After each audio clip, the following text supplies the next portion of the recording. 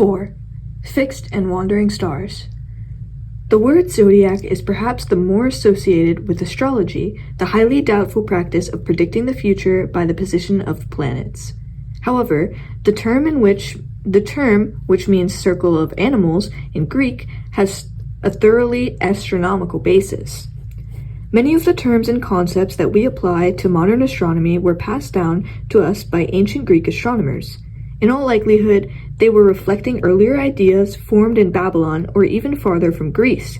Eudoxus, in the 4th century, associate of Plato, is credited as the best source on the state of classical astronomy. His compilation of constellations is the one we still use for the Northern Hemisphere. Of course, early astronomers in China, India, and other countries used different constellations.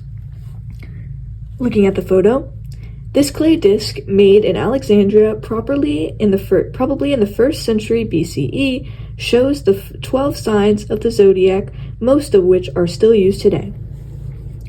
Moving objects. Eudoxus also included the Babylonian concept of the zodiac in his description of the stars.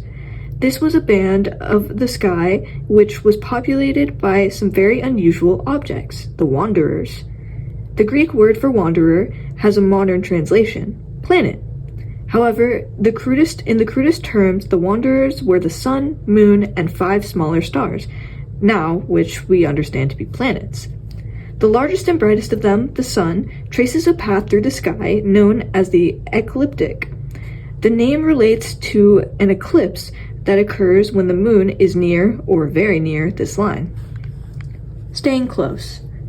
The moon and planets never strayed far from the ecliptic, less than 10 degrees either side, at the aforementioned zodiac. The 12 constellations in the zodiac and the path of the wanderers within them took on special significance for the soothsayers and natural philosophers alike. The former attempted to predict the future by relating birth dates to the paths of the 7 wanderers. To philosophers,